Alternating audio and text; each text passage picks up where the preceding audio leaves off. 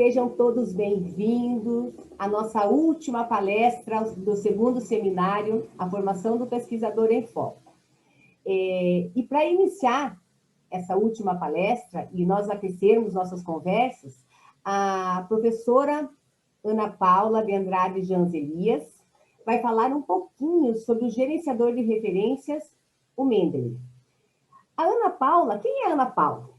Mestre em Ensino de Ciências e Matemática pela UTF-PR, estudante de doutorado em Educação pela PUC-PR, especialista em Inovação e Tecnologias na Educação pela UTF-PR também, em Psicopedagogia Clínica e Institucional, especialista também em Psicomotricidade. Formada em Licenciatura em Matemática pela Universidade Federal do Paraná, em Pedagogia pela Uninc. Professora Ana Paula, seja bem-vinda. Que bom que você aceitou o nosso convite. E eu não vou ficar aqui falando muito, porque o Mendeley tem muitas ferramentas, né? E o que você conseguir apresentar para nós, professora, é um prazer ouvi-la. Muito obrigada por ter aceito esse nosso convite. Imagina, Bea, eu que agradeço. Gente, a Beatriz é minha amiga, na verdade, ela me apresentou, me chamou de professora, e estou me sentindo super importante, mas a gente é amiga de doutorado aí já. Antes disso, na verdade, agora estreitamos mais o laço aí nesse momento do doutorado. Agradeço todo mundo que está participando, muito obrigada pela sua presença. É um tempo, acho que muito proveitoso tem sido para a gente esses momentos, essas palestras, seminário do pesquisador. Eu particularmente estava aguardando demais por essa palestra da professora doutora Natália, que depois a professora Beatriz vai comentar, mas não vou enrolar muito, agradeço a sua presença e vou compartilhar com você aqui minha tela, porque a gente vai falar sobre o gerenciador de referência Mendeley. Então, a gente está aqui com o gerenciador Mendeley, eu não sei se vocês já conhecem, acredito que alguns conheçam essa ferramenta, que é uma ferramenta que pode nos auxiliar nas referências e também fichamento dos textos que a gente traz para a nossa pesquisa, que a gente faz a leitura, tá? Então, esse gerenciador de referência, ele é gratuito, você pode fazer o download dele, acessa ali o site da internet, oficial de preferência, e aí faz o download dele. E depois desse download, você vai fazer um link dele com o Word. Então, você vai habilitar ele no Word e aí você vai poder fazer alguns trabalhos só nele e outras situações no Word que vão te auxiliar, que ele vai te auxiliar nesse processo. Então, uma das coisas, depois que você fez o cadastro dele na ferramenta Word, quer dizer, depois que você fez o download dele na sua máquina, você vai chegar nessa parte aqui no canto superior esquerdo, tem esse Tools aqui, você vai clicar ali e vai colocar aqui nessa terceira opção, onde aparece a palavra Word. E aí ele vai vincular aos documentos do Word que você tem. Por exemplo, eu vou abrir aqui um documento para vocês visualizarem como que ele vai aparecer. Aqui, eu vou tirar tudo isso daqui que é desnecessário. Você tem aqui nas referências agora a ferramenta Mendeley que você vai usar a partir desse espaço aqui, quando você estiver digitando o seu texto, se você quiser referenciar, você pode referenciar a partir desse espaço aqui, tá bom? Então, olha só, nós vamos para o Mendeley, depois eu vou mostrar para vocês como faz essa referência ali no Word. Aqui no Mendeley, a gente tem algumas opções que, por exemplo, aqui eu tenho todos os documentos que eu já tenho no Mendeley, e eu posso criar pastinhas para guardar os meus arquivos, tá bom? E como que eu faço para importar esses arquivos? Aqui no ADD, nessa opção no canto superior esquerdo, você clica nessa flecha e tem aqui, ó, adicionar files, folder, ou manualmente alguma opção ali que você tenha. Então, olha só, eu posso criar uma nova pasta ali, né? Onde que eu crio? Aqui, ó, Create Folder. Não vou criar agora, só estou mostrando a opção para vocês, mas eu criei essas aqui, ó, texto do artigo da Cássia, que eu fiz em parceria com uma colega do programa de pós-graduação em educação da PUC Paraná, primeira revisão sistemática, outra mais referências, cooperação e colaboração, e aqui, autorregulação, que inclusive é o tema que a professora doutora Natália vai tratar com a gente hoje, é uma pasta que eu tenho. Eu vou entrar nessa pasta para vocês visualizarem, eu tenho alguns textos aqui dentro dessa pasta, que são especificamente de autorregulação, tá bom? Eu importei esses textos para dentro do Mendeley. Como que eu fiz? Eu, particularmente, salvei na minha máquina E aí eu adicionei o documento por documento, aqui no ADD Files. Poderia adicionar uma pasta inteira também, sem problemas. Fiz essa adição, os documentos aparecem aqui para mim, tá? E eu quero um documento específico ali, vamos dizer, da professora Burokovic, eu vou procurar aqui, que ele está aqui, mas eu não vou conseguir achar no meio de tudo aquilo. Então, eu cliquei ali, ó, Burokovic, né? Eu posso clicar, escrever inteiro ou um pedaço, ele já achou aqui o texto, esse último que aparece aqui para vocês. Eu clico nele, aparece o texto para mim. Vocês conseguiram visualizar o texto aqui? Então, olha só, eu posso fazer a leitura do meu texto e fazer o fichamento dele inteiro aqui, nesse gerenciador de referências, tá bom? E aí, aqui do lado, no canto direito, tem algumas informações que me interessam bastante quando eu vou fazer a referência dele lá no Word. Então, vejam que o título dele, que é esse aqui, aparece nesse espaço que é editável, tá bom? Alguns textos, se eles estão bem cadastrados na plataforma, ali no sistema da revista, quando você importa ele para o Mendeley, eles já vêm assim perfeitinho, você não vai precisar mexer em nada nesse canto direito aqui. Contudo, tem alguns que vêm com algumas incoerências, então por isso que essa parte é editável, para você corrigir as informações que estão incorretas. Então, olha só, primeiro aparece o tipo do texto, qual que é? É um artigo de jornal ali, poderia ser uma tese, e aí eu selecionaria essa opção aqui. Então, eu consigo escolher a opção, ó, livro, capítulo de livro, certo? Posso importar diferentes tipos de documentos aqui para o Mendeley, tá? E aqui o autor. Importante colocar nesse formato que eu escrevi aqui, ó, letra minúscula, primeira letra maiúscula apenas, porque depois quando você for importar ele para o Word, se você tiver escrito ele com letra maiúscula, dependendo da regra ali, do padrão que você tem que utilizar no teu texto, seja a APA ou a BNT, isso vai fazer diferença. Então, fazer dessa maneira como eu coloquei ali. O nome da revista, o ano, o volume, isso daqui, nesse caso desse texto, puxou sozinho, tá bom? E aí, posso colocar o abstract ou não, onde o texto é encontrado, tá aqui. Outra opção que eu tenho aqui são as notas. Então, eu tenho como criar uma nota geral, que é essa, eu até copiei e colei o primeiro parágrafo aqui da introdução, não é do resumo, lá da introdução eu colei aqui para vocês verificarem, mas eu também posso fazer uma nota direto no texto. Ou eu posso sublinhar ela, né? Aqui vocês estão percebendo que está sublinhado uma primeira parte ali no resumo, mas eu posso sublinhar em qualquer outro momento. Aqui eu quero sublinhar essa primeira frase aqui, por exemplo, posso vir aqui, vou fazer de novo, porque eu faço rápido, como se vocês estivessem olhando com o meu olho. Você vai selecionar a frase que você quer fichar, né? Sublinhar. Vamos fazer essa daqui. Quero sublinhar essa frase aqui.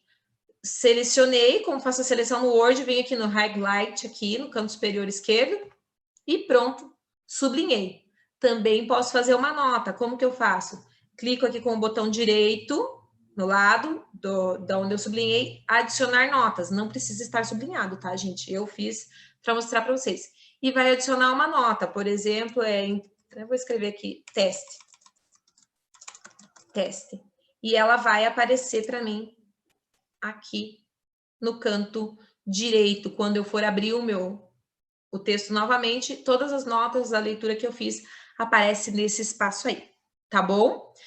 Agora, eu vou mostrar para vocês, eu tenho, antes da gente ir para o Word, tem uma opção aqui, que ontem até, acho que foi ontem que eu conversei com uma colega do grupo, como que faz para adicionar um livro físico. Então, você vai adicionar manualmente. Cliquei aqui, e aí eu faço a opção aqui pelo livro, por exemplo, independente do material que você tenha físico, você digita o título, nome do autor, ano, você põe as informações aqui, salva. Quando você salvar, ela vai aparecer nessa coluna aqui, nessa tela para você. Tá bom? Entendeu como mexe um pouquinho? Ótimo. Então, vamos para o Word para ver como funciona essa questão do Mendeley aqui no Word. Então, eu quero falar a autorregulação. Oh, meu Deus. Vamos colocar o indicador. Vou colocar algo mais fácil aqui para depois a professora Natália não me corrigir ao vivo aqui, gente. Vai que eu coloco alguma bobeira. Então, vamos deixar que ela fale tudo. O indicador está baseado no autor. E aí, eu quero colocar a referência. Onde eu faço aqui nessa opção... Opa! Me desculpem. Venho nessa opção aqui, referências do Word, tá? Insert citations. Então, eu vou clicar ali. E aí, eu vou colocar o autor que eu quero. Claro que eu tenho que saber, né? Eu quero colocar daquele texto da Borokovic 2014. Tá aqui. Seleciono e vai aparecer ali a citação para mim. Tá bom? Quero... o indicador está baseado no autor tal. Ok. O segundo indicador está baseado no autor...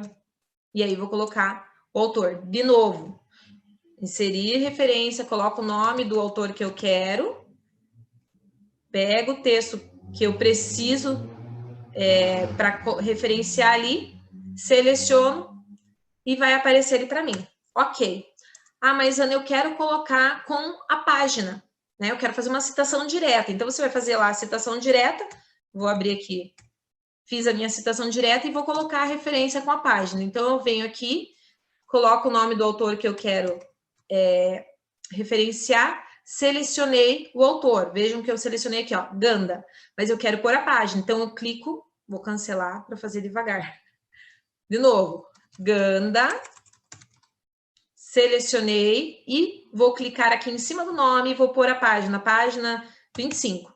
E aí vai aparecer ali para mim, ó, Ganda e Borokovic 2019, página 25.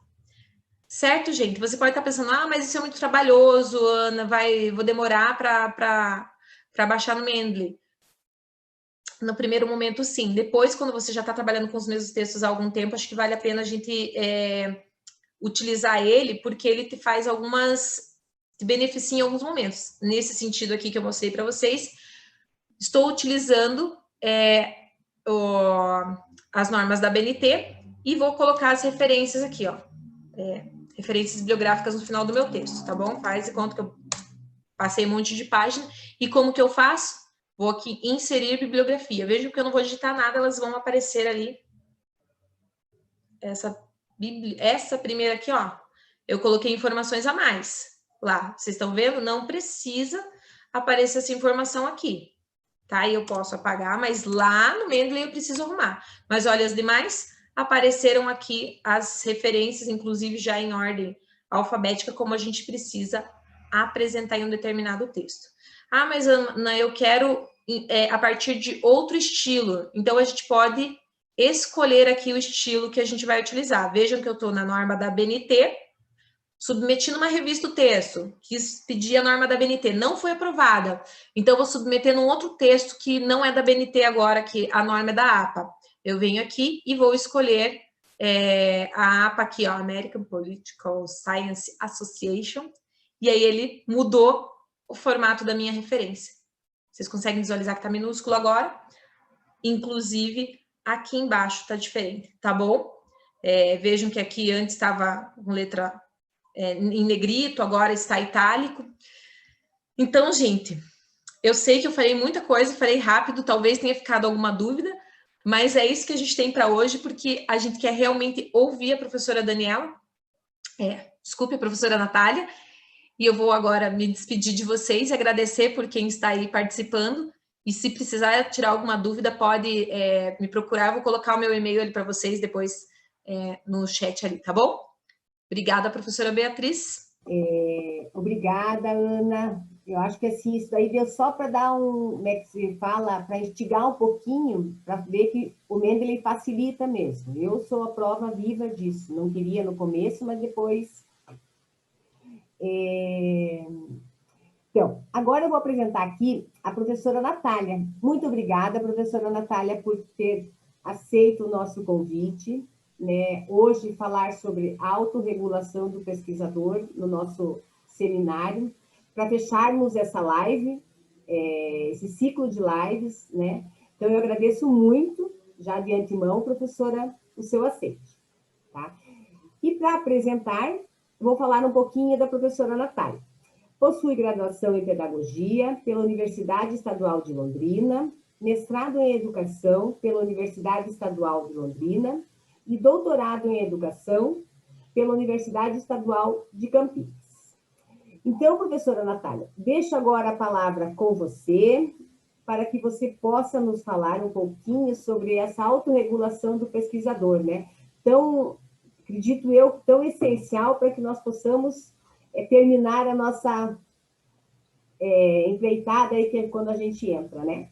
Obrigada, professora, por ter vindo. Passo a palavra a você.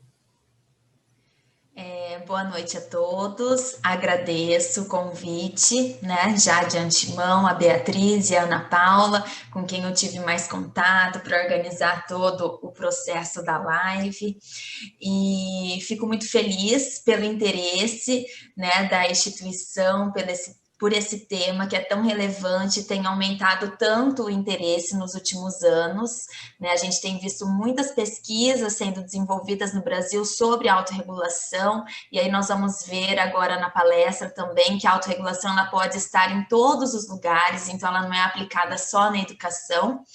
E eu fico muito contente em saber que temos parceiros também na PUC do Paraná, né?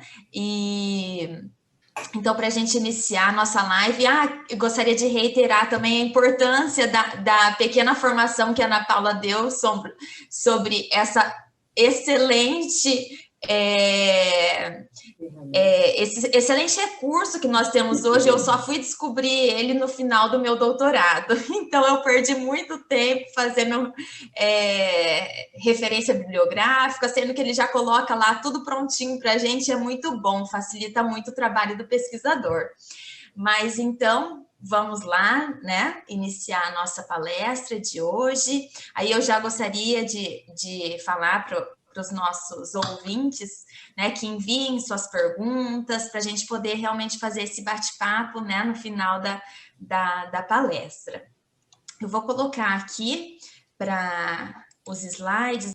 Então, vamos lá. Então, o tema da nossa live de hoje é a autorregulação do pesquisador, né? E eu conversei com a Beatriz e com a Ana Paula anteriormente para saber, né, qual era o nosso público de hoje, quem estaria com a gente hoje aqui. E elas me falaram que são mais estudantes, né, do mestrado e do doutorado. Aí eu pensei, nossa, com certeza esse tema vai ser muito importante, né, para esses professores que estão num processo de desenvolvimento das suas pesquisas, né, que estão aí batalhando, lutando e precisam sim ser muito autorregulados para completar, né, concluir esse trabalho. Então, o objetivo da nossa palestra de hoje é definir a autorregulação da aprendizagem, demonstrar a importância do pesquisador, de que o pesquisador tenha essas habilidades autorregulatórias bem desenvolvidas e apresentar orientações práticas como gerenciar o tempo e a autorregulação da motivação.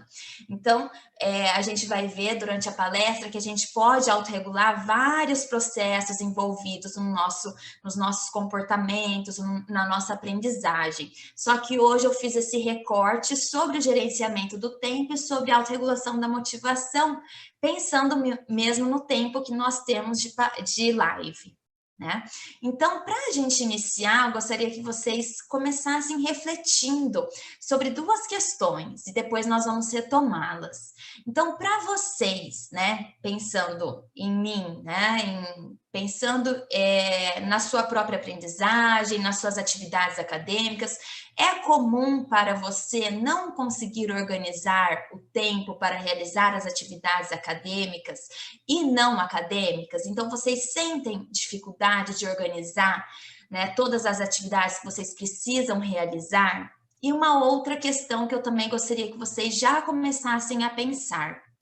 A baixa motivação, muitas vezes a gente não está animado, não está motivado para realizar alguma atividade acadêmica, né? Ela te atrapalha ou te impede de realizar as suas atividades acadêmicas?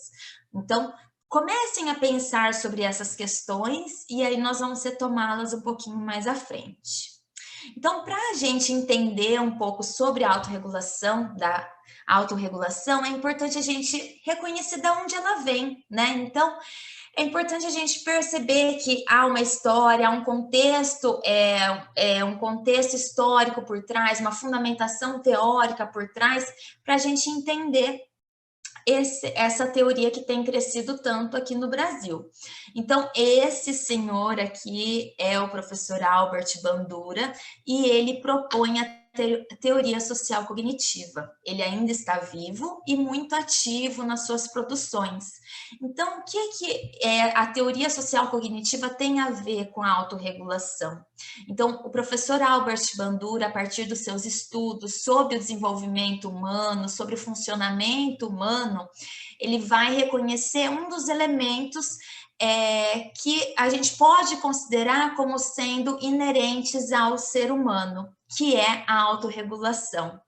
Só que essa autorregulação, ela não é desenvolvida sozinha, né? Então, a pessoa não nasce com ela e ela está ali, ela nasce com a predisposição de ser autorregulado, mas o seu ambiente, o contexto, as situações que o indivíduo ele vai passando, vai então fazer com que essa autorregulação seja desenvolvida, né?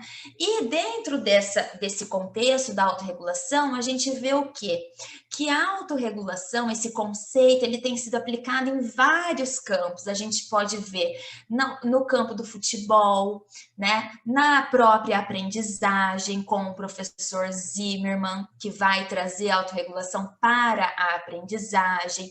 Nós vemos também a autorregulação sendo aplicada, esse conceito sendo aplicado no empreendedorismo. Então, a autorregulação ela tem sido aplicada em diferentes ambientes, em diferentes contextos, né? Mas o que é a autorregulação, né? Afinal, o que é a autorregulação? Né? Eu vou primeiro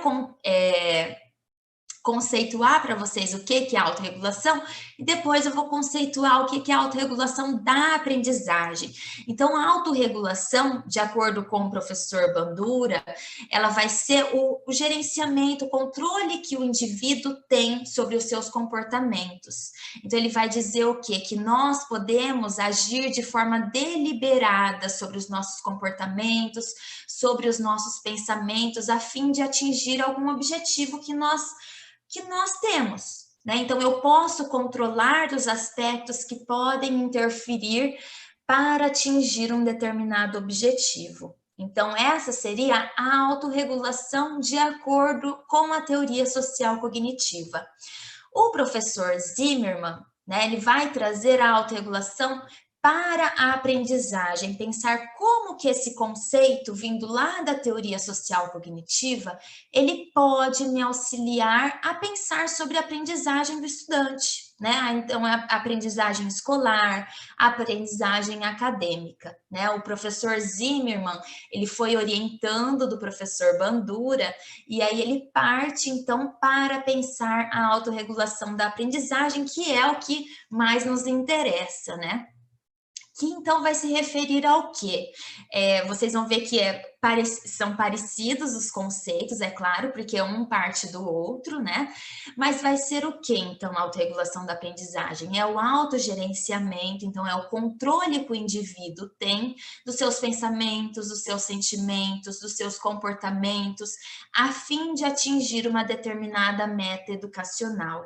Então, quando a gente pensa em autorregulação da aprendizagem, a gente está pensando que nós todos somos indivíduos ativos na nossa aprendizagem, assim como temos que ser indivíduos ativos, né, enquanto pesquisadores, né? A gente precisa estar sempre pensando à frente, pensando nas hipóteses que o nosso trabalho, dos resultados do nosso trabalho, a gente precisa estar sempre refletindo, tomando consciência sobre aqueles resultados que nós estamos conseguindo obter, sobre os caminhos que nós precisamos ter para a nossa pesquisa. Então, a autorregulação ela vai contribuir muito, tanto para o estudante que está ali, né, desempenhando o seu trabalho nas escolas, né, desde lá dos anos dos anos iniciais do ensino fundamental, até mesmo aquele estudante pesquisador, que é o que nós temos de público aqui hoje, né? Então, a autorregulação ela vai ser essencial para esse processo de construção das nossas pesquisas de mestrado e doutorado. Então, para a gente entender um pouquinho mais sobre o ciclo da autorregulação da aprendizagem, né? E sobre a autorregulação da aprendizagem, eu trouxe esse ciclo, que é do professor Bandura, que ele vai entender o quê? Que a autorregulação da aprendizagem ela vai ser composta por 3 fases cíclicas, né, que se retroalimentam. Então, primeiramente, quando a gente tem uma tarefa a ser feita, né, uma tarefa acadêmica, vamos pensar, a gente pode até pensar assim nos trabalhos mesmo que os professores pedem para a gente cumprir os créditos no mestrado e no doutorado. Então, primeiramente, o professor Zimmermann, ele defende que existe uma fase prévia. Essa fase prévia é o quê? É um momento em que o aluno, o estudante, ele vai fazer uma análise daquela tarefa que ele se propõe a fazer. Então, ele vai verificar quais recursos que ele vai precisar para realizar aquela tarefa, quanto tempo ele vai precisar para realizar aquela atividade, se ele vai criar hipóteses sobre aquela atividade, ele vai estabelecer uma meta para realizar essa atividade e também ele vai pensar nas suas crenças motivacionais, que são essenciais nesse momento. Por quê? Né? Dependendo de como esse estudante ele se autoavalia como capaz de realizar aquela atividade, o seu desempenho vai ser melhor ou não, né? E o seu empenho vai ser melhor ou não na realização daquela tarefa. Então, a gente chama essas crenças, né, que o estudante faz sobre a sua própria capacidade, dentro da teoria social cognitiva, de autoeficácia. Então, as crenças de autoeficácia, então, são os julgamentos que o estudante faz sobre a sua própria capacidade de realizar aquela determinada atividade. Então, por exemplo, se um estudante ele acredita que ele é capaz de fazer aquilo, que está ao alcance dele, que ele pode sim, que ele já teve experiências de sucesso anteriormente, com certeza a sua motivação, o seu empenho para realizar aquela tarefa vai ser muito maior do que se ele simplesmente falar assim, ai não, eu acho que eu não consigo fazer, isso não está ao meu alcance, da outra vez que eu tentei fazer isso eu não consegui, eu não me saí bem. Então, as crenças de autoeficácia, elas vão ser muito importantes na realização da tarefa e no próprio desempenho que esse aluno vai ter. É claro que as crenças, né, o julgamento da minha capacidade, ele tem que estar alinhado com a minha real capacidade. Não basta eu só acreditar que eu sou capaz e não tenho os conhecimentos, não tenho as habilidades para fazer determinada coisa, né? Um segundo momento, então, do ciclo da autorregulação da aprendizagem seria o momento de colocar em prática, então de realizar a tarefa. E aí, dentro desse momento, eu vou ter 2 processos, o processo de autocontrole e o processo de autoobservação. Então, o que é isso? Né? O aluno, então, o estudante, enquanto ele está fazendo as suas atividades, ele está a todo momento pensando, ele precisa estar a todo momento pensando, será que eu estou conseguindo entender isso?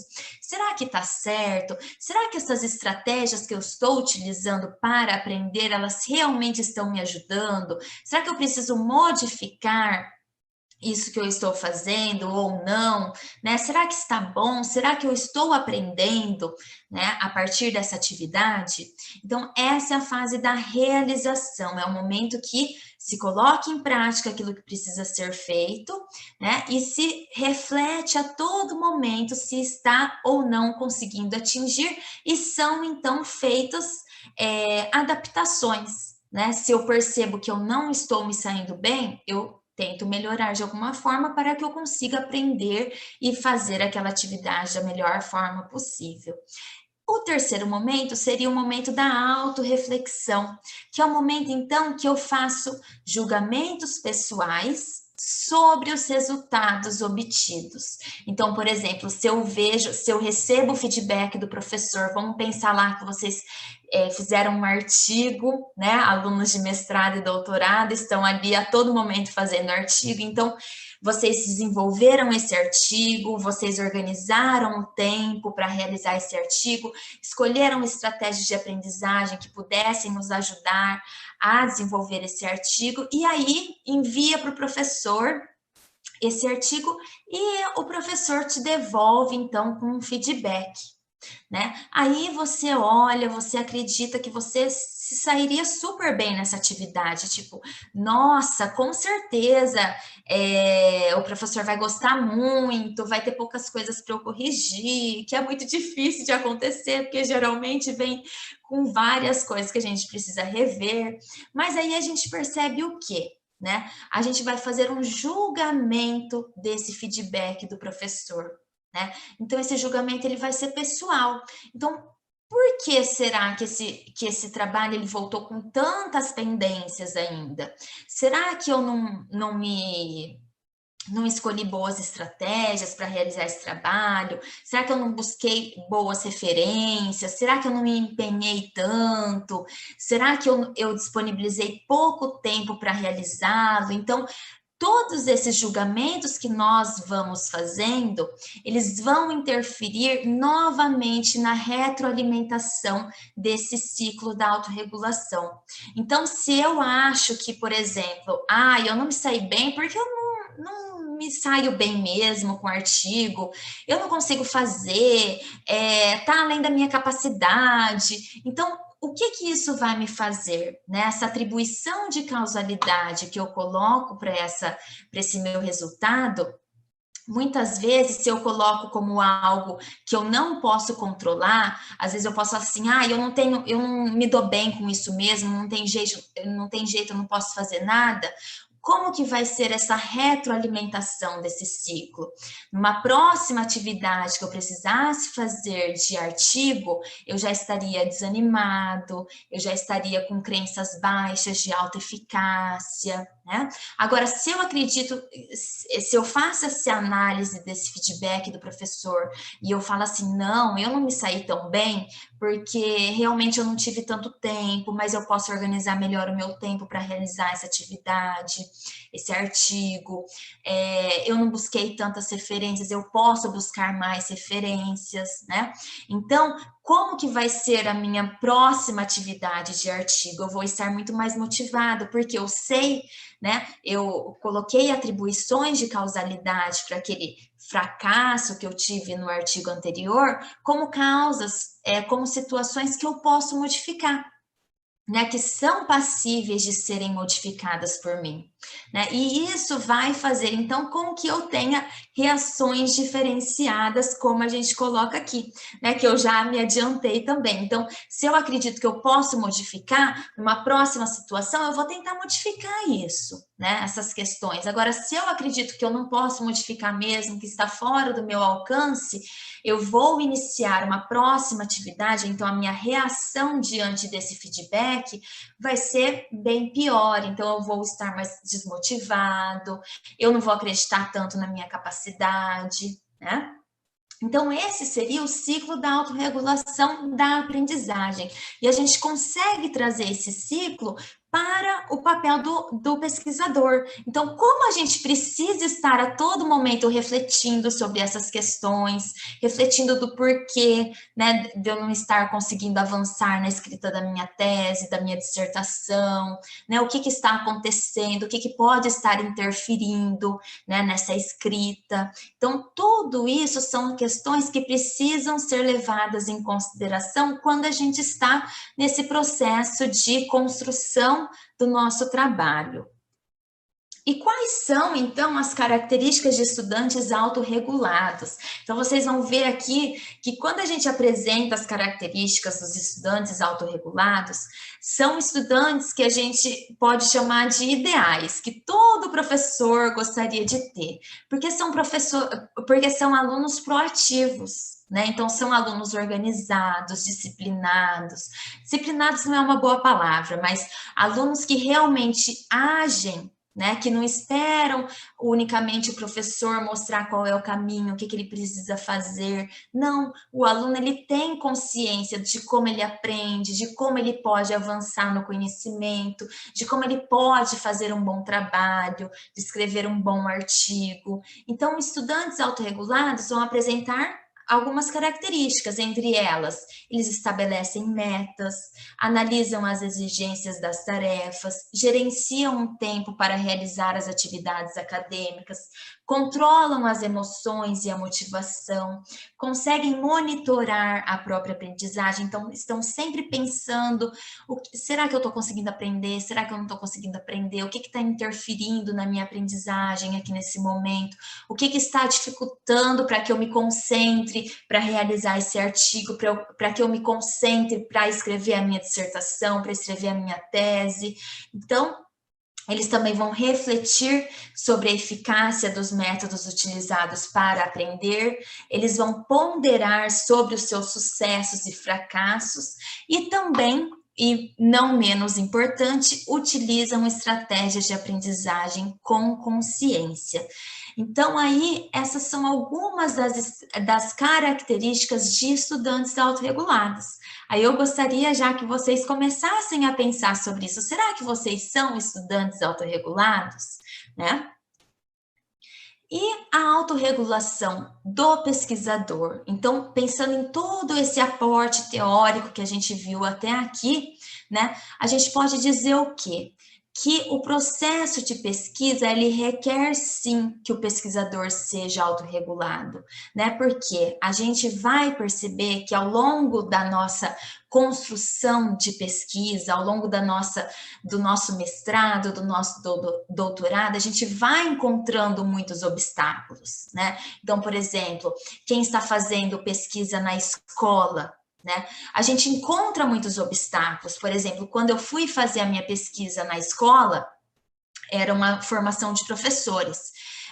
Eu tive pouca adesão dos professores. E aí eu precisei reformular praticamente tudo que eu tinha previsto para a minha pesquisa, porque aqui eu não conseguiria avaliar tão bem a eficácia da minha intervenção apenas com poucos professores. Eu não poderia fazer um pós-teste, um pré-teste com análise quantitativa, então eu precisei fazer uma grande reformulação da minha pesquisa. E isso que requer o quê? Isso requer autorregulação, né? Então, eu preciso estar sempre revendo, sempre monitorando aquilo que está sendo feito, sempre repensando sobre as questões, sobre o que eu preciso aperfeiçoar, porque às vezes na pesquisa, e muitas vezes, os resultados não são como a gente quer, né? O caminho percorrido não acontece da forma como a gente tinha previsto e a gente precisa reformular, repensar, né? Então, o processo de pesquisa requer, sim, que o pesquisador seja um pesquisador autorregulado.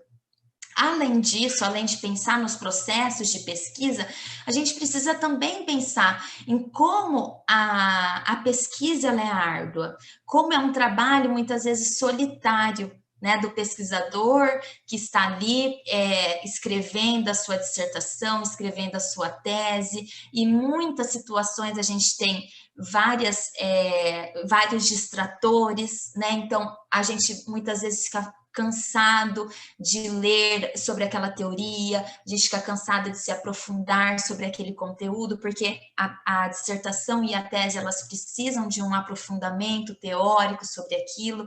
Então, muitas vezes a gente está cansado, muitas vezes a gente não quer fazer aquilo naquele momento, não quer escrever, não quer produzir, não quer fazer artigo. E aí a gente também precisa da autorregulação, né? A gente também precisa controlar esses aspectos cognitivos, esses aspectos afetivos, esses aspectos motivacionais, comportamentais e ambientais também, para a gente conseguir chegar na nossa meta, que é produzir, então, a nossa tese, produzir a nossa dissertação.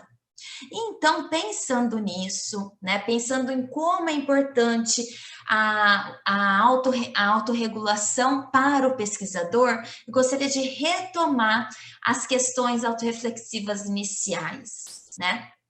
Então, pensando sobre elas, né, em muitas situações, e quando eu estava construindo essa palestra, eu relembrei enquanto aluna de doutorado e de mestrado, eu terminei o doutorado agora em março, então está bem fresco, como que as questões relacionadas ao gerenciamento do tempo e da motivação, elas são essenciais, porque como eu disse anteriormente, muitas vezes a gente está cansado, mas a gente precisa estar ali construindo, né? E o que a gente pode fazer, então, para regular essa motivação? O que a gente pode fazer para regular o nosso tempo, né? Quais são as estratégias que a gente pode utilizar para facilitar esse processo, para não ser um processo tão árduo, né? Que a pesquisa, ela demanda da gente muita disposição, muita produção,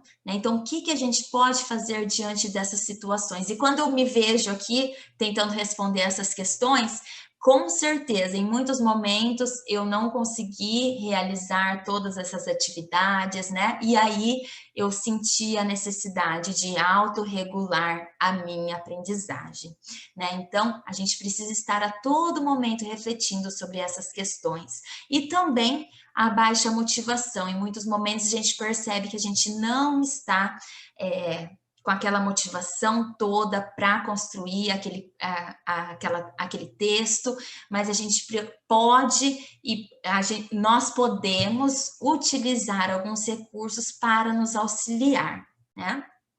E aí, então, o que pode dificultar a realização da pesquisa, né? Então, o que pode dificultar essa vida do pesquisador que tem lá aquele prazo de 2 anos só para o mestrado e de 4 anos para o doutorado?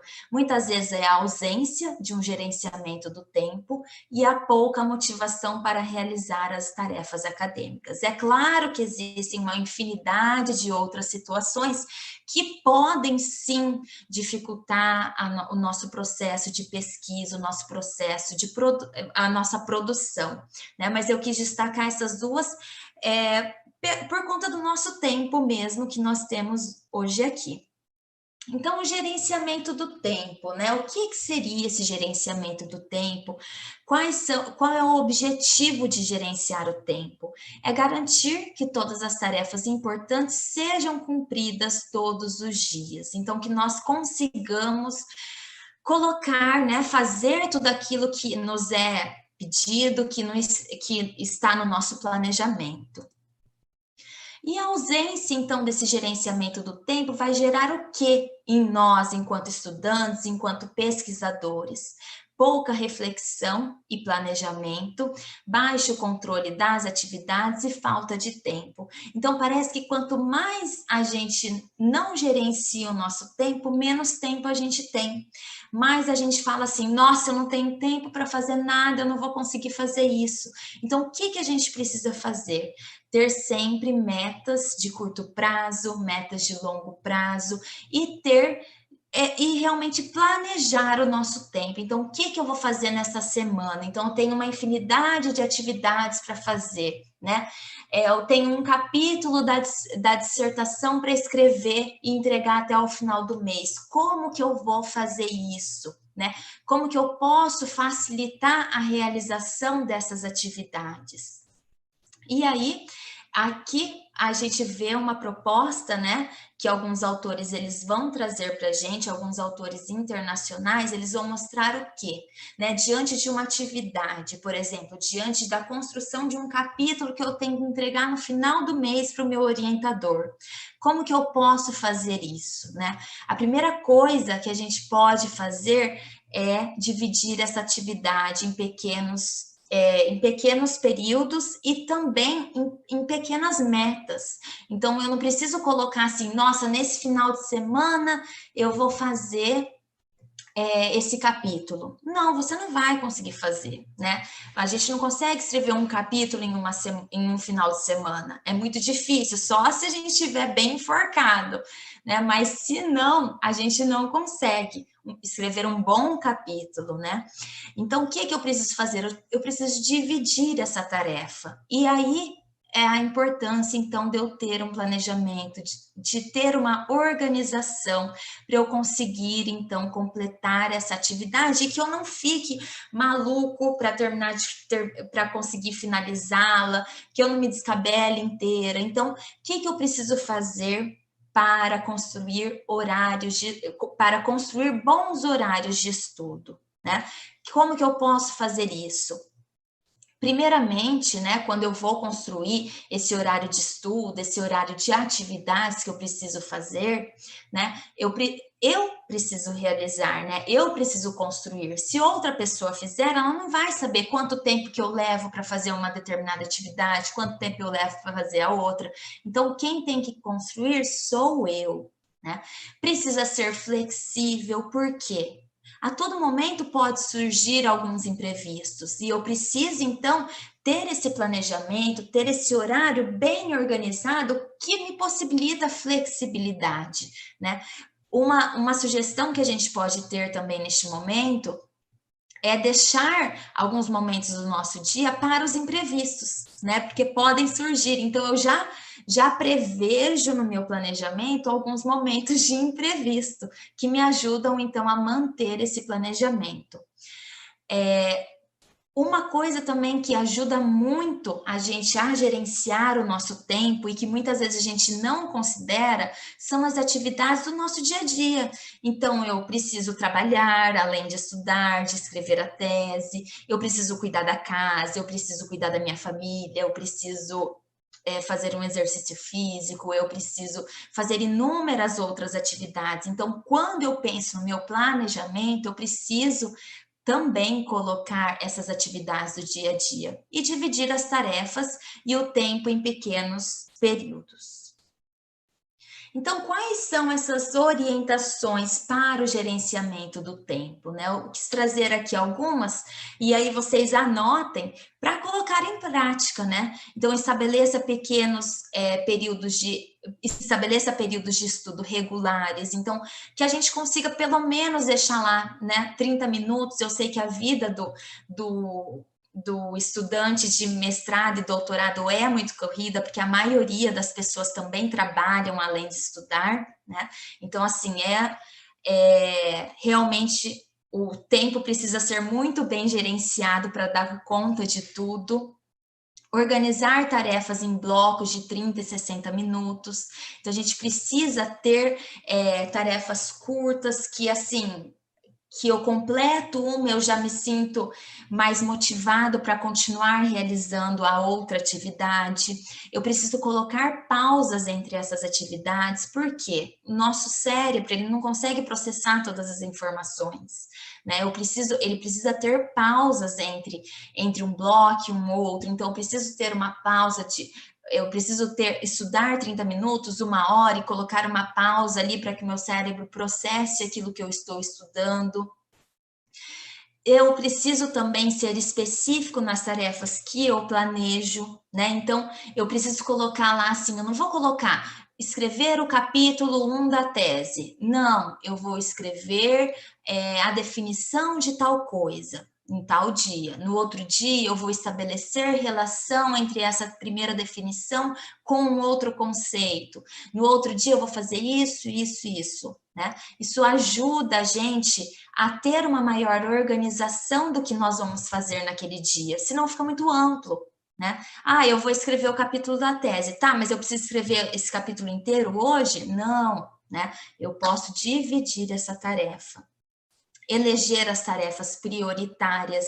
Então, eu preciso ver o que está urgente, o que não está. E aí, quando eu tenho um maior planejamento e gerenciamento do meu tempo, eu vou perceber o quê? Que eu vou conseguir fazer as atividades sem ser na urgência, né? As atividades não me dominam, né? Eu domino as atividades, então elas não me controlam. Quem controla essas atividades sou eu, quando eu consigo gerenciar e planejar melhor o meu tempo. Essa questão também, essa orientação, ela é importante, mas ela é bem controversa. Realize primeiramente as atividades de que menos gosta, né? Às vezes, por quê? né? Porque a gente está no início, a gente faz o quê? A gente começa por essas atividades que a gente menos gosta e a gente já pensa, tô livre disso, né? Já posso fazer as outras que eu mais gosto. Mas algumas pessoas vão dizer o quê? Que se sentem mais motivados a realizarem aquelas atividades que eles mais gostam e deixam aquelas que menos gostam para o final. Então, tudo vai depender de como vocês são enquanto estudantes, né? Então, às vezes, né, o que para mim funciona melhor, para você nem tanto, né? Então, a gente precisa também ter essa autorreflexão do que funciona melhor para mim.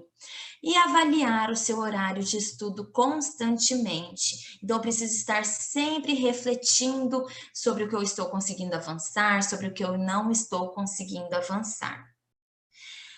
Para a gente, então, conversar um pouquinho sobre a autorregulação da motivação, que ela também é muito importante, só que antes eu gostaria de complementar uma outra questão, do gerenciamento do tempo.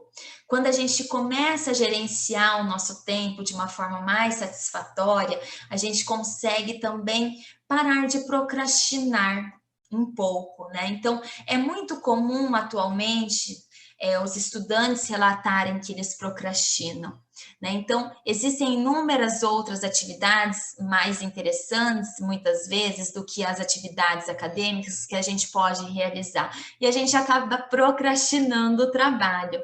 Então, quando a gente tem um gerenciamento do tempo legal, né, que a gente conseguiu realmente organizar esse gerenciamento em dias da semana ou quinzenalmente, a gente consegue evitar um pouco a procrastinação, né? Ajuda a evitar a procrastinação. E a procrastinação, ela está muito relacionada à motivação do aluno, né? A motivação do estudante. Se eu não estou motivado, se eu não estou com vontade de fazer aquela atividade, de escrever aquele artigo nesse momento, né? De ir para o laboratório, se a minha pesquisa é em laboratório, né? O que eu acabo fazendo? Eu acabo procrastinando, né? Então, o que as pesquisas atuais, elas vêm mostrar? Que nós podemos controlar a nossa motivação, né? As pesquisas anteriores, lá dos anos 70, elas diziam que refletiam sobre as teorias motivacionais, elas diziam assim que a gente não conseguia controlar a motivação, que ela estava ali, a pessoa estava ou não motivada. Mas as pesquisas mais atuais, elas vêm mostrar que nós podemos sim controlar a nossa motivação. E esse conceito tem sido chamado na literatura sobre tem sido chamado por autorregulação da motivação, que é o grau, então, em que os estudantes agem de forma intencional, no sentido de iniciar, manter ou reforçar a sua determinação em se envolver e ou completar uma tarefa ou atingir um objetivo. Então, resumindo, né? Primeiramente, a motivação, ela é o quê? O meu início, a minha manutenção e o meu reforço para realizar aquela atividade. Então, eu me sinto motivado, mas não basta somente estar motivado para iniciar, né? Eu preciso iniciar essa atividade, mas eu preciso manter essa motivação, né? Isso que é fundamental e que é o mais difícil, que muitas vezes a gente acaba desistindo no meio do processo. Então, eu preciso iniciar, manter e reforçar a minha motivação até completar essa atividade. E aí eu posso, então, agir de forma direta na minha motivação. Aqui eu já comentei, então eu vou passar um pouquinho para frente, que é sobre as pesquisas anteriores, que falavam que a gente não conseguia regular nossa motivação, mas nós podemos sim, né? E uma pesquisa, então, realizada pelo professor Walters, com estudantes de ensino fundamental e ensino superior, eles verificaram o quê? Que alguns estudantes utilizam estratégias de autorregulação da motivação. E elas são importantes para manter a nossa motivação. E vocês, enquanto estudantes, pesquisadores, podem utilizá-las para regular a motivação de vocês, se manterem realmente motivados a realizarem as atividades que o mestrado e o doutorado exigem. Então, uma dessas estratégias é a estratégia de autoconssequenciação, que é a estratégia de conferir uma recompensa a si mesmo se você realizar aquela atividade que você não está tão afim de realizar naquele momento. Então, você pode se prometer poder assistir uma série no Netflix, você pode fazer um passeio com a sua família depois que você realizar a atividade. Então, essa estratégia ela tem sido bastante eficaz para aumentar, para regular a motivação para realizar as atividades. Outra estratégia importante é a estratégia de controle do ambiente, que é realmente aquela estratégia que vai ajudar a gente a não procrastinar no momento em que a gente está realizando alguma atividade. Então, por exemplo, no controle, quando a pessoa utiliza estratégias de controle do ambiente, ela vai organizar o seu ambiente de estudo de uma forma que ela retire tudo aquilo que pode atrapalhar a sua concentração ou que possa fazê-la procrastinar. Então, por exemplo, eu lembro quando eu estava lá na faculdade de educação, escrevendo na biblioteca da faculdade de educação, escrevendo a tese, eu deixava meu celular no armário, lá da entrada da biblioteca para não mexer, porque eu sei que se eu tivesse com ele do meu lado, eu iria mexer e iria me atrapalhar. Então, isso ajuda, porque eu estou controlando o meu ambiente para estar focado unicamente naquela tarefa que eu preciso desenvolver. Outra estratégia é o aumento do interesse para aprender. Então, tentar tornar aquela atividade mais agradável para ser realizada, ver alguma forma de tornar aquela atividade a ser realizada mais divertida, né? Então, são estratégias que a gente utiliza para deixar aquela atividade mais agradável possível. Conversa consigo mesmo sobre o seu próprio desempenho, que é o quê? Eu falar comigo mesmo, né? Conversar comigo mesmo. Como que eu não realizar essa atividade pode prejudicar o meu desempenho escolar, o meu desempenho acadêmico? Essa estratégia foi a mais indicada pelos estudantes. Então, realmente, eles pensam como que a minha nota pode ser prejudicada, né, se eu não fizer atividade, como que eu vou ser prejudicado no meu desempenho se eu não fizer aquilo que eu me propus a fazer. Outra estratégia é pensar sobre a sua capacidade para aprender e tentar potencializar essa aprendizagem. Então, tentar aprender, realizar aquela atividade, pensando unicamente no tanto que você vai aprender ao realizá-la. Então, essa estratégia é muito importante, né? O ideal seria que todos utilizassem essa estratégia, né? Então, pensassem realmente, não, eu preciso fazer isso, eu preciso escrever esse artigo, porque eu vou aprender muito a partir dele, que eu vou evoluir, que eu vou ter um melhor desempenho a partir dele.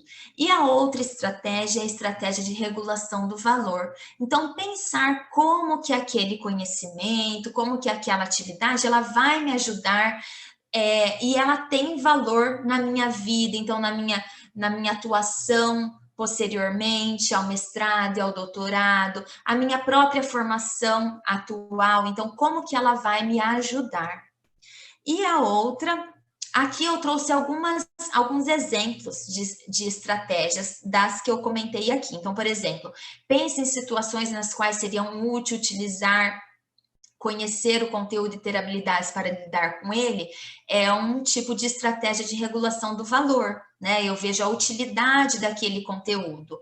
Lembra a mim mesmo quanto é importante tirar boas notas, é uma estratégia de regulação do desempenho. Então, eu penso em quanto o meu desempenho ele pode ser afetado se eu não fizer aquilo que está sendo proposto para mim. Prometo a mim mesma algum tipo de recompensa se eu terminar as minhas leituras ou estudo. Essa é uma estratégia de autoconssequenciação. Eu me atribuo uma recompensa, né? Me auto-recompenso diante da realização de alguma atividade. Modifico o ambiente ao meu redor de forma que fique mais fácil me concentrar nas tarefas acadêmicas. É uma estratégia de controle do ambiente. Então, eu organizo o meu ambiente para que eu fique focado unicamente naquela atividade que eu preciso realizar, na escrita da minha tese, da minha dissertação. Pense em uma maneira de as tarefas acadêmicas parecerem mais agradáveis para terminá-las.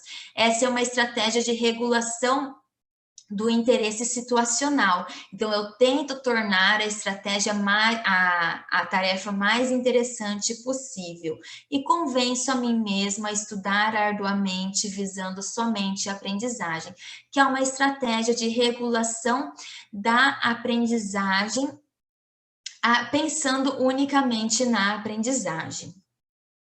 Então, qual que é a importância, né? Pensando na autorregulação da motivação, qual que é a importância da gente utilizar estratégias de autorregulação da motivação, de regular a nossa motivação?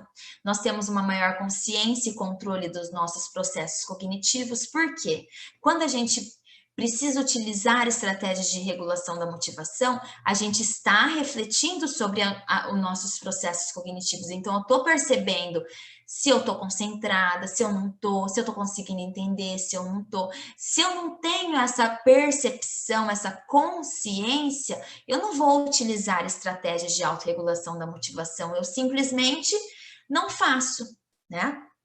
E aumento do esforço e dedicação para finalizar a tarefa. Então, a autorregulação da motivação realmente vai me ajudar a aumentar o meu esforço, aumentar a minha dedicação para finalizar essa tarefa. Então, aqui, só para finalizar com as considerações finais e para a gente abrir para discussão, para uma conversa, é possível, então, controlar os aspectos cognitivos, afetivos, motivacionais, metacognitivos, que interferem na nossa aprendizagem e nos nossos comportamentos. E os pesquisadores, né? O pesquisador, ele deveria ter habilidades autorregulatórias bem desenvolvidas. Aqui depois eu mostro, essas são as referências. Eu vou aproveitar para mostrar aqui que o meu grupo de pesquisa, ele tem feito vários, na Unicamp, né, o meu grupo de pesquisa, o GPESP, ele tem produzido vários materiais sobre aprendizagem autorregulada, sobre estratégias autorreguladas, sobre estratégias de aprendizagem, sobre estratégias de autorregulação da motivação, e quem tiver interesse, né, em conhecer mais, em saber mais sobre o conteúdo, pode entrar em contato, pode conhecer também o material, que é muito bom, tá? Esse folder aqui eu peguei, mas esse código não tá mais valendo, não tem mais essa promoção, infelizmente. Eu só peguei mesmo porque tinha a imagem dos 3 últimos livros que nós lançamos, que pode ajudar a fortalecer ainda mais a nossa discussão. Essas foram as referências. Se alguém tiver interesse que eu mande depois, eu posso disponibilizar sem problema. Nossa, professora Natália, que delícia ouvi-la. Ficaria à noite aqui, dar uma motivação em nós, que somos pesquisadores. Amanhã já vou começar a minha agendinha, traçando os meus horários, as minhas metas, para dar conta do que eu preciso. Acho que foi uma palestra que deu uma motivação mesmo. Até eu estou escutando aqui, estou lendo algumas questões. Gratidão pelas excelentes contribuições, professora. Que esse tema é bárbaro. Agradecendo também a sua palestra. E tem uma pergunta aqui, eu vou começar com a do Roque. Vejo que a autorregulação também é definida por questões emocionais. Como saber que isso está afetando a minha vida acadêmica e qual o momento de procurar ajuda de um profissional? Muito boa pergunta. Eu não ouvi quem que foi que fez a pergunta? Esse foi o Roque Correia. Tá. Ótima pergunta, Roque. E essa pergunta, ela é essencial. Por quê? Né? Quando a gente pensa na autorregulação, realmente, né, a gente fala assim que nós podemos controlar nossos processos cognitivos, motivacionais, afetivos, emocionais.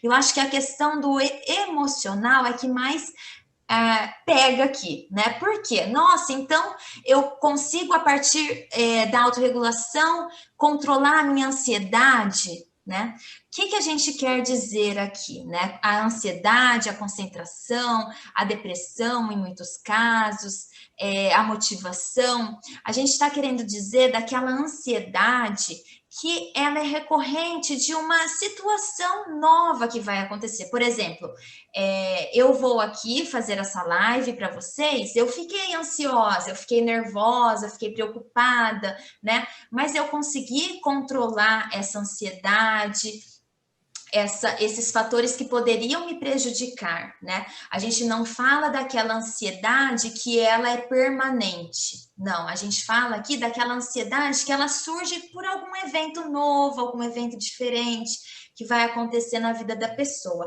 É claro que diante da ansiedade enquanto algo permanente, a pessoa precisa ter um maior acompanhamento com um especialista, né, com um psiquiatra, com um psicólogo, né? Mas essa ansiedade que está relacionada mais a alguma situação nova que vai acontecer, né, para o pesquisador, para o estudante, ela pode ser sim, nós podemos controlar a partir da autorregulação, né? Então, nós podemos pensar em situações que eu me saí bem, né, que eram semelhantes a essa que eu vou passar.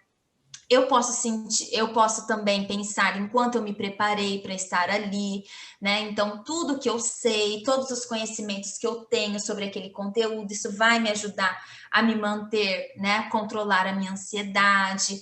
Eu posso respirar fundo várias vezes, também me ajuda a controlar essa ansiedade. E aí, a partir disso, eu consigo, então, perceber, né? Ter uma autorreflexão de que é possível, sim, que eu consigo desempenhar aquela atividade, que eu não preciso ficar tão ansiosa, né? Mas é claro que para aquelas situações, para aquelas emoções que são permanentes, a gente precisa, sim, de uma ajuda, né? De um especialista, de um profissional direcionado a ela. Vamos ver, professora, mas tem mais uma. Como fazer, essa da Lúcia, claro, como fazer para regular a falta de motivação e a organização do tempo e superar a procrastinação? Olha, muito bom. É a Lúcia, né? Lúcia, ali na nossa palestra, eu apresentei algumas estratégias para ajudar a regular a nossa motivação, né? Então, a gente pode pensar em quanto que aquele conteúdo é importante, quanto é importante eu fazer aquilo, qual é o valor que aquilo tem para a gente. Então, nossa, eu entrei no mestrado, eu entrei no doutorado, quanto que eu lutei para estar ali, para ingressar nesse programa, né? Então, eu posso refletir sobre essas questões. Outra coisa que a gente pode fazer mais pontual é realmente organizar o nosso ambiente de trabalho para tentar retirar tudo aquilo que pode nos distrair, porque realmente, né, os distratores, eles estão muito fortes, né, concorrendo com a nossa tese, a nossa dissertação. Então, tem dia realmente que a gente percebe que você chega no final do dia e fala assim, nossa, eu não consegui produzir nada, né? E por quê? Né? Muitas vezes porque a gente ficou, né, procrastinou realmente. Mas também é importante a gente lembrar o quê? Que tem dias que a gente não tá tão bem, né? Que às vezes acontece alguma coisa que a gente não tá legal, né? Nós somos seres humanos. Então, tem dias que realmente não vai sair nada, tem dias que a gente vai conseguir escrever 5 páginas, mas tem dia que não vai sair nenhum parágrafo. Então, a gente também precisa reconhecer esses aspectos, né? Emocionais, realmente, e perceber assim, nossa, eu tô muito cansada, não vai sair nada mesmo, eu não vou conseguir escrever hoje. É melhor eu descansar, fazer alguma coisa que me dá prazer neste momento e voltar amanhã e fazer e reestruturar meu planejamento, né? Então, é importante eu também ter essa consciência, né? Refletir sempre sobre como eu estou, né? É claro que também eu não posso estar todo dia mal, senão não sai nada. Então, eu preciso sim ter essa consciência e refletir e também respeitar, né, o meu corpo, as minhas emoções. sobre o gerenciamento do tempo, o que que a gente pode fazer, né? A gente pode criar realmente calendários, então você pode, por exemplo, criar um calendário mensal com todas as metas que você quer atingir. Você também pode fazer planos diários, né? Então faz uma listinha lá de tudo que você quer fazer, né? Quanto tempo você vai disponibilizar para cada uma das atividades. Você pode fazer também planejamentos semanais, né? Isso é muito importante. Outra coisa bem interessante que a gente pode fazer e que parece assim uma coisa tão simples, mas ajuda muito na motivação, a gente fazer as nossas listas, né? Nós fazemos as listas e aí a gente vai ticando tudo que a gente já conseguiu fazer. Isso é altamente motivacional, porque a gente está visualmente, né?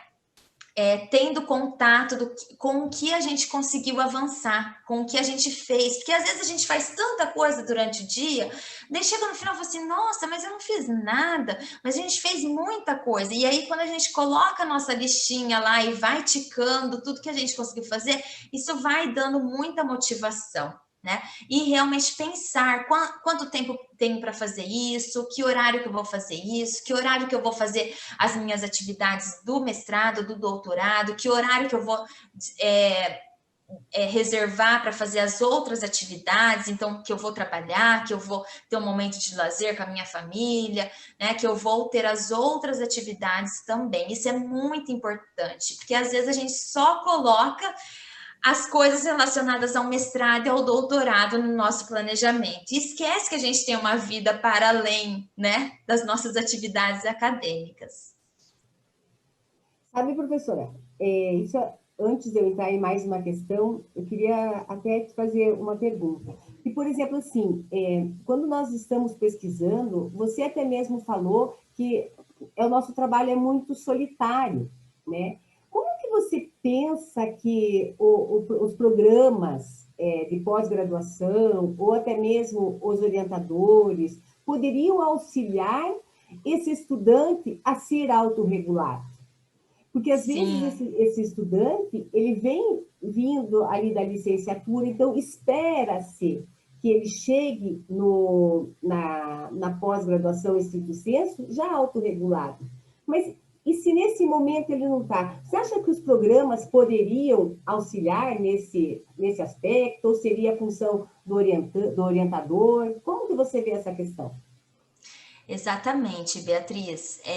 Realmente a gente acredita, né? O professor acredita que o aluno que entra no ensino superior já vem com essas habilidades autorregulatórias, já vem conhecendo sobre seus processos de aprendizagem, sobre aquilo que pode interferir na sua aprendizagem, sobre como ele aprende mais e melhor, né? Então, a gente acredita que a partir dos anos de escolarização que esse aluno já teve anteriormente, ele já tenha desenvolvido essas habilidades autorregulatórias, mas não é o que tem acontecido, infelizmente, né? E às vezes o aluno ele chega num mestrado e num doutorado e não tem ainda essas habilidades bem desenvolvidas, né?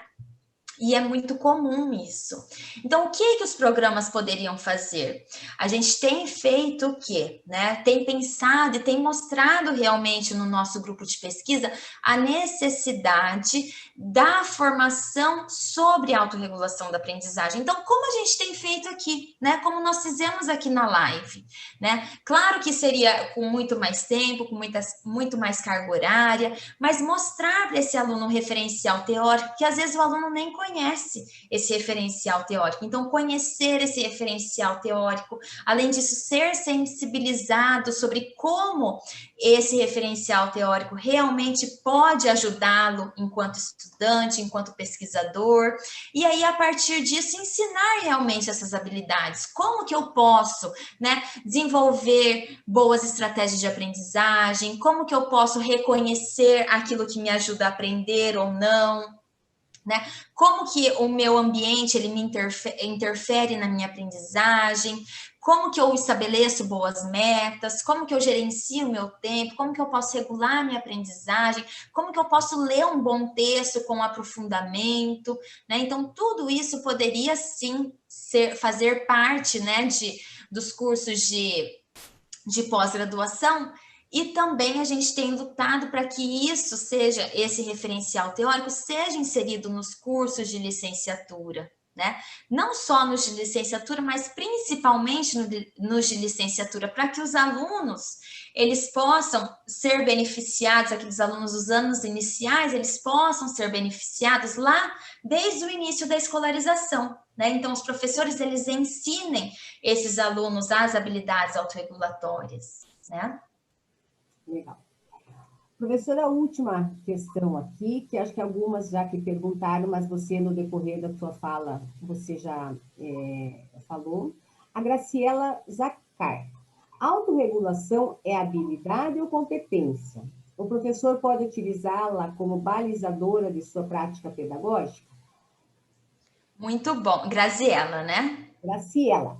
Graciela, a autorregulação da aprendizagem, ela é uma habilidade, né? Como eu falei lá no início da palestra, nós, né, o professor Bandura, nos seus estudos, ele verificou o quê? Que nós nascemos com algumas capacidades humanas básicas e a autorregulação é uma delas, né? Então, nós temos a predisposição de desenvolver a autorregulação, né? Nós vamos desenvolver a partir das demandas do ambiente, se essa habilidade ela for realmente requerida, né, ao longo da minha escolarização, ao longo da minha vida. Aí, então, eu desenvolvo essa habilidade. Com certeza, a autorregulação da aprendizagem, ela pode sim ser inserida nos cursos, né? Nos cursos não, na grade curricular dos estudantes, desde lá do início dos anos iniciais. Na verdade, anteriormente acreditava-se que só a partir dos anos iniciais os alunos eles poderiam desenvolver a autorregulação da aprendizagem. As pesquisas mais recentes vêm mostrar que desde a educação infantil nós podemos ensinar as crianças a serem autorreguladas, né? E aí a gente pode inserir a autorregulação da aprendizagem dentro da geografia, dentro da matemática, dentro do português, da história. Então, nós podemos sim ensinar os nossos alunos a serem autorregulados dentro de cada uma das áreas do conhecimento, né? Nós podemos sim fazer isso, e é isso, as pesquisas atuais no Brasil, né, têm se debruçado a isso. Então, como o professor lá de geografia, ele pode desenvolver a autorregulação com seus alunos dentro dessa área do conhecimento, como que o professor de história ele pode fazer isso, né? Então, essa tem sido a grande preocupação, né? Tem sido realmente o que tem despertado o nosso interesse atualmente. Professora, olha, tem, assim, muitos elogios aqui no chat, falando que a sua palestra foi maravilhosa, que nós fechamos o nosso, até a professora Gilmeire está falando, que fechamos a série de lives com chave de ouro e parabenizando a professora. E eu, professora, as questões acabaram, né? E o nosso tempo também esgotou. E eu queria agradecer muito, professora, a sua participação no nosso seminário. Realmente foi muito gratificante. Eu acho que trouxe aí um up para nós, pesquisadores.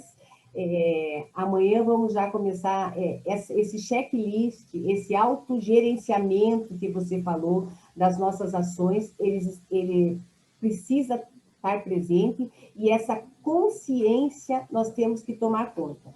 Não são as atividades que tomam conta, nós tomamos conta delas, né? Então, com certeza. Eu penso que fechou realmente com chave de ouro esse nosso seminário.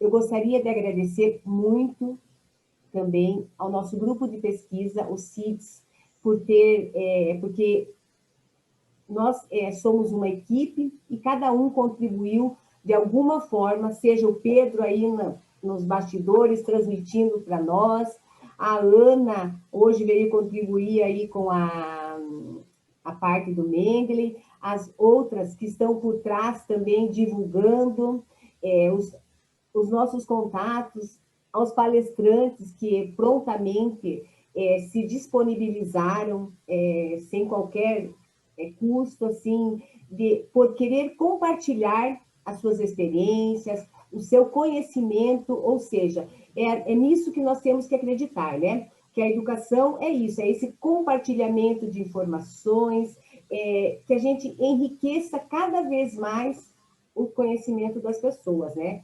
Por meio dessa divulgação e dessas formações.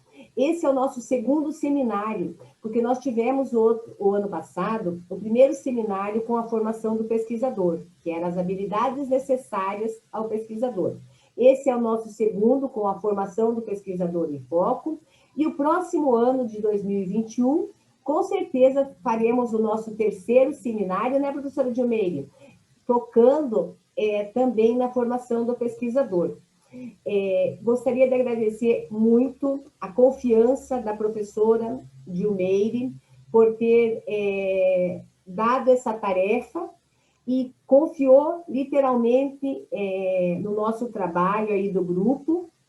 Então, nós temos realmente que agradecer, professora, muito obrigada por nos confiar essa tarefa. Espero que todos nós do grupo tenhamos retribuído essa confiança. E para encerrar essa live, eu separei uma frase do Cláudio de Moura e Castro. Ele diz assim: a aventura da pesquisa é desvendar uma natureza que pode ser bem comportada ou caprichosa, ou que não sabemos por antecipação.